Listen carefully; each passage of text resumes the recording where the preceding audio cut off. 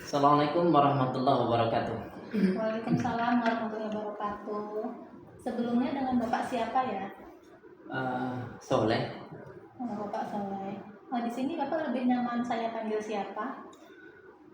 Lebih nyaman panggil Soleh aja. Panggil Soleh aja. Nah, Bapak alamatnya di mana ya? Domisili di Pandau, Pasir Putih, di masuk Kampar. Jauh dari sini, Pak? Kurang lebih 20 sampai 25 menit atau kalau tidak macet 30 menit. Ya, lumayan jauh juga ya, Pak. Nah, jadi Bapak di sini tujuannya mau berkonsultasi ya, konseling dengan saya. Sebelumnya Bapak pernah nggak melakukan konseling? Sepertinya sih perdana ini konselingnya. Jadi ini baru pertama kali ya, Pak. Karena ini baru pertama kali, saya izinkan saya di sini menjelaskan beberapa tentang konseling. Yang pertama yaitu pengertian konseling. Jadi pengertian konseling di sini ada kita berdua, saya sebagai konselor dan Bapak sebagai klien. Di mana tujuan konseling kita kali ini yaitu saya sebagai konselor membantu Bapak memberikan masukan atau menyelesaikan masalah yang sedang Bapak hadapi. Kemudian fungsi konseling. Fungsi konseling ini pengentasan atau agar membuat Bapak paham dengan masalah yang sedang Bapak hadapi. Kemudian ada asas-asas konseling. Di sini ada beberapa asas konseling. Pertama yaitu asas rahasia. Jadi apapun yang Bapak utarakan kepada saya itu tidak akan saya bocorkan kepada siapapun. Terus yang kedua ada asas sukarela. Bapak di sini datang nggak karena paksaan kan? Alhamdulillah enggak. Jadi murni kemauan sendiri. Iya. Oke. Di sini juga ada asas keterbukaan. Jadi Bapak di sini nggak usah sungkan kalau mau bilang apapun sama saya, silakan keluarkan semuanya. Karena memang niat Bapak di sini mendatangi saya sebagai konselor untuk menerima masukan ya kan Pak? Iya. Sampai sini ada yang mau Bapak tanyakan? Sudah jelas sepertinya. Oke, jadi di sini kita punya kontrak konseling itu sekitar 40 menitan. Kalau udah lewat 40 menit, maka sesi konseling ini kita lanjuti besok pagi. Sebelumnya di sini saya sebagai konselor akan mengungkapkan janji bahwa saya bersedia menerima, menjaga dan merahasiakan apapun yang Bapak bicarakan kepada saya. Baik. Oke. Sekarang kita bisa masuk ke acara intinya ya Pak? Boleh ya. Iya. Sekarang boleh Bapak ceritakan dengan santai apa yang mau Bapak sampaikan sekarang. Ya, memang jujur saya lagi capek banget, terus ngerasa nggak sanggup menjalanin aktivitas seperti kuliah online dan ditambah dengan aktivitas kerja. Jadi Bapak di sini merasa capek karena kuliah online dan kerja. Kalau boleh saya tahu Bapak ini capeknya secara fisik atau mental? Kalau di sini kebetulan aktivitasnya lebih banyak fisik, jadi lebih fisik. Cuman kalau di online kuliah tentu capek secara mental. Jadi termasuk capek dua-duanya ya Pak. Karena ini coba boleh Bapak ceritakan sedikit saja seperti apa aktivitas Bapak sehari-harinya? Ya seperti biasa, kalau aktivitas yang rutin pagi sebelum ngantor, mengantar anak sekolah dulu, itu jam 6:30 itu udah harus jalan, bahkan kadang jam 6:15 itu sudah harus jalan.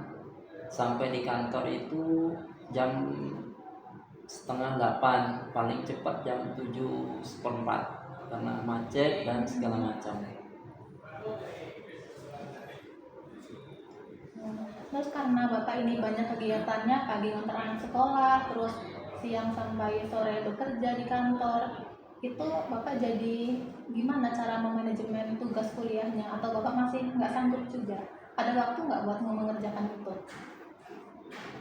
Nah itu yang sering nggak terkontrol kadang kan, di samping kalau di travel itu sendiri, kerja di travel kan dia waktunya ini memang tidak seperti kantoran.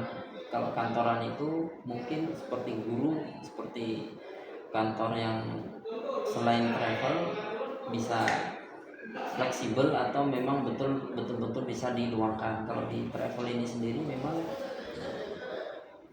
waktunya ini karena berhubungan dengan penerbangan, dia memang harus mengikuti ritme kerja penerbangan. Jadi kalau tugas Bapak belum selesai atau mendekati deadline itu apa yang Bapak rasakan? Sangat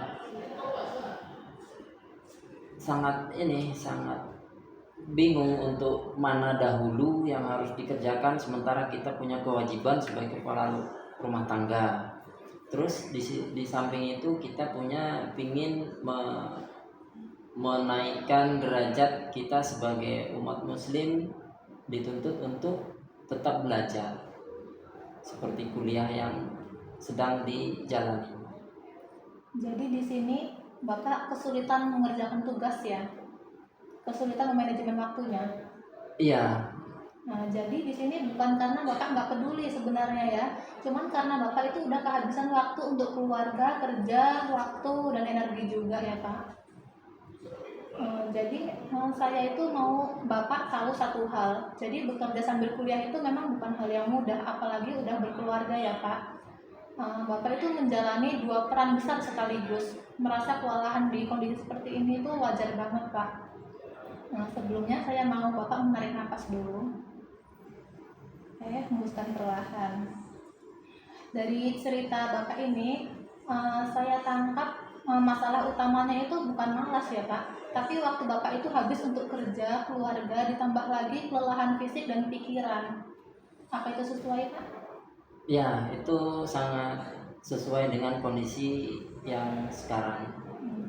Kalau gitu fokus kita ini bukan untuk Bapak menjadi sempurna, tapi kita cari cara yang paling realistis supaya kuliah Bapak tetap jalan. Gimana Pak? Ya, memang berharap seperti itu sih. Tetap kita lanjutkan untuk selesai belajar dan tetap aktif di kewajiban. Jadi di sini target kita itu tugas tetap jalan tanpa mengorbankan kerja, kesehatan, mental dan fisik Bapak ya. Ya. Sekarang kita lihat dulu waktu Bapak. Bapak punya nggak waktu dalam sehari itu waktu senggang? Misalnya dari pagi, siang. Kalau pagi, siang, sore kerja ya. Mungkin dari maghrib, isya atau setelahnya gitu Pak. Ada sih sebenarnya waktu, cuman ya itu tadi, karena sebenarnya kalau kita di travel itu memang gimana ya, kita harus memantau bahwa grup itu berjalan dengan lancar. Jadi ketika jamaah itu sedang sekarang itu misalnya grup 12 Januari sedang di Madinah, itu kan ada beberapa yang harus kita tanggapi dari jamaah. Mungkin city tour, mungkin rodohnya belum keluar, mungkin jadwal ke Mekahnya kapan gitu kan. Bapak punya nggak waktu 30 menit khusus, 30 menit aja? Insya Allah sih bisa. Nah, karena Bapak masih punya waktu 30 menit luang itu,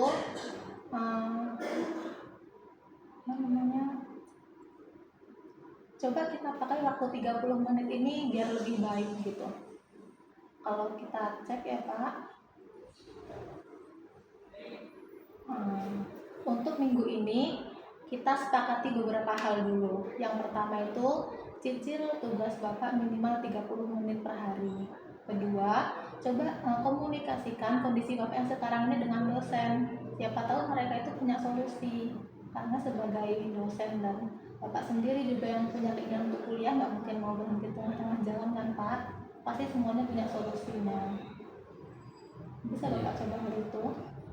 Ya, nanti kita coba, kita usahakan semoga kerjanya tetap jalan, belajarnya juga tetap jalan. Nah iya, bagus banget Pak.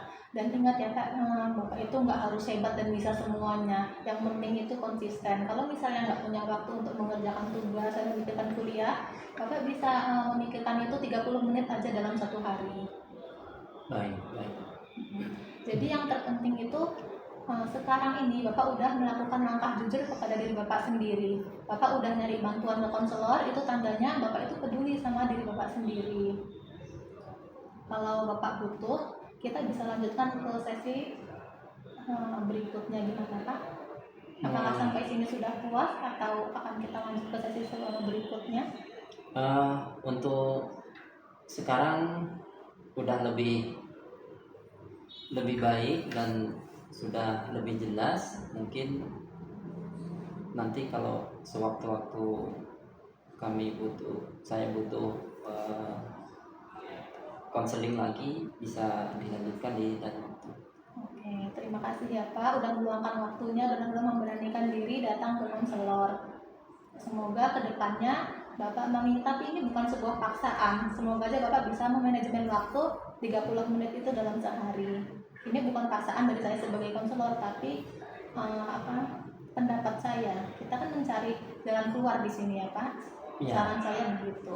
Kalau misalnya besok ada kejanggalan atau Bapak masih meragukan diri Bapak, silahkan datang ke saya lagi ya Pak.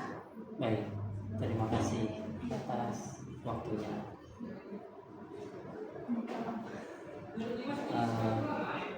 Assalamualaikum warahmatullahi wabarakatuh. Waalaikumsalam warahmatullahi wabarakatuh.